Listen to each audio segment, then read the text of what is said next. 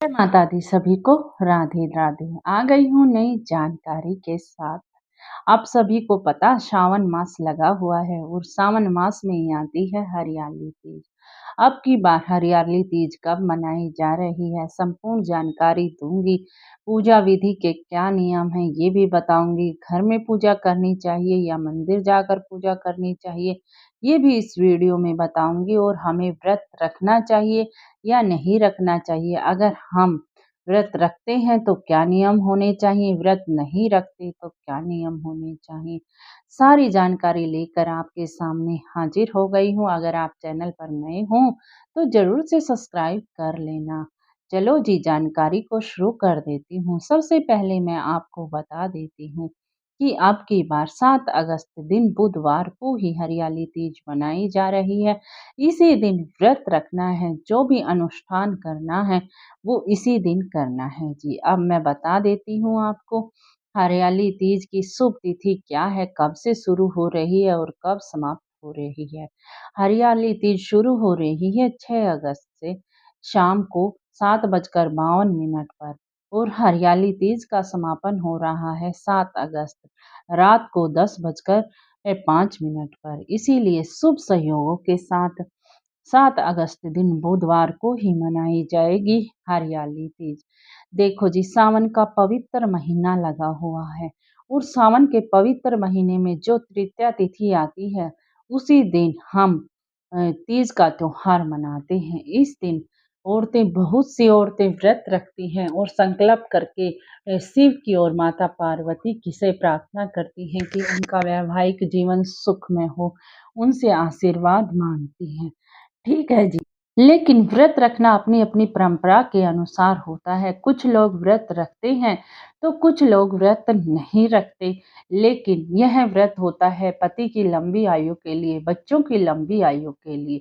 माता बहनें सभी व्रत रख के अपने पति की लंबी उम्र की कामना करती हैं, अपने बच्चों की लंबी उम्र की कामना करती हैं। हरियाली तीज का बड़ा ही महत्व है हमारे हिंदू धर्म में जी।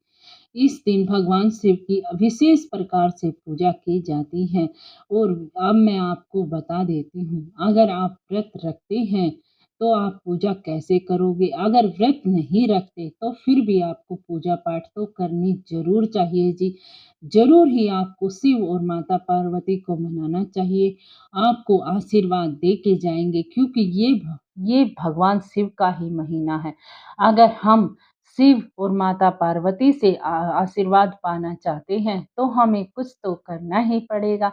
इसीलिए सभी माता बहनों से मैं हाथ जोड़कर यही विनम्र प्रार्थना करती हूँ कि अगर आप व्रत नहीं रखते तो पूजा पाठ तो जरूर से भी जरूर कीजिए जी। तो हमें क्या करना है हरियाली तीज के दिन, ये मैं आपको अब बता देती हूँ। ब्रह्म मुहूर्त में उठना है महिलाओं को, सभी माता बहनों। ब्रह्म मुहूर्त किसी को पता नहीं कब शुरू होता है। देखो जी, सूर्य उदय से 2 घंटे पहले ब्रह्म मुहूर्त शुरू हो जाता है। सबसे पहला काम तो आपको यही करना है कि आपको ब्रह्म मुहूर्त में उठना है। दूसरा काम करना है, आपको अपने घर की अच्छी तरह से साफ सफाई कर लेनी है। तीसरा काम आपको क्या करना है, आपको पूजा करने के लिए स्नान तो ज़रूर ही करना पड़ेगा। स्नान करना, देखो जी, उस दिन सिर ज़रूर ही धोना है। बुधवार का है, अच्छा दिन है, सिर धोना ज़रूर चाहिए। बुधवार का दिन वैसे भी गणेश भगवान को समर्पित होता है। उस दिन हरे रंग के वस्त्र आपको ज़रूर ही पहनने चाहिए, हरे रंग की चूड़ियाँ पहननी चाहिए। 16 श्रृंगार करना चाहिए आपको स्नान करके, क्योंकि 16 श्रृंगार से माता पार्वती बड़ी ही खुश हो जाती हैं। अगर आप घर में पूजा कर रहे हो तो उसकी विधि मैं बता रही हूँ।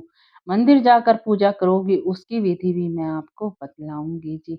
अब तीसरा कार्य आपको क्या करना है, अपना पूजा घर पवित्र कर लेना है। अपने मंदिर को साफ जल से स्वच्छ कर लेना है। सारे घर में गंगा जल छिड़क देना है, जिससे कि सारी ही नेगेटिव ऊर्जा बाहर चली जाए।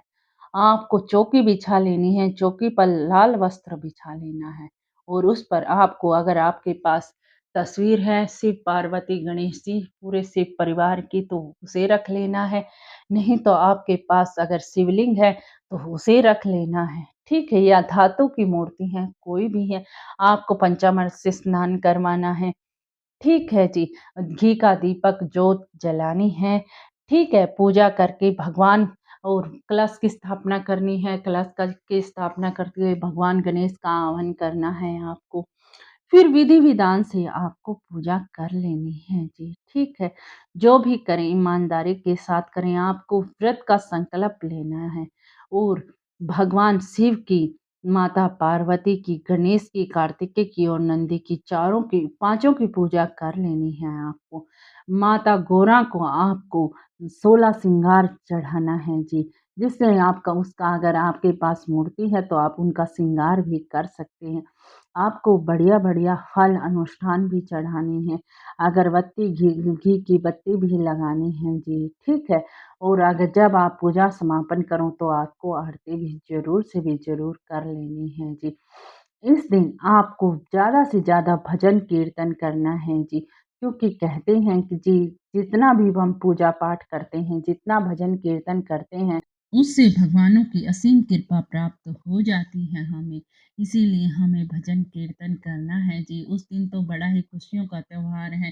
झूले डाले जाते हैं, आपको झूलना ज़रूर है जी, झूले डाले जाएँगे। हर्ष उल्लास के साथ हर त्योहार मनाना चाहिए जी। इसीलिए अगर आप घर में पूजा कर रहे हो तो इस विधि से पूजा करनी है, अगर आप मंदिर जाकर पूजा कर रहे हो तो भी यही विधि होगी। ठीक है जी, आपको जो करना है अच्छी तरह कीजिए जी, शिव भगवान और माता गौरा का आशीर्वाद प्राप्त कीजिए। मैं तो माता रानी के चरणों में यही प्रार्थना करती हूँ कि सभी की लंबी उम्र हो, सभी का जीवन खुशमय और मंगलमय बना रहे। अच्छा जी, जानकारी अच्छी लगी हो तो चैनल को सब्सक्राइब कर लेना और कमेंट में जय माता दी ज़रूर लिख देना। फिर मिलती हूँ नई जानकारी के साथ। जय माता दी। राधे राधे, राधे राधे।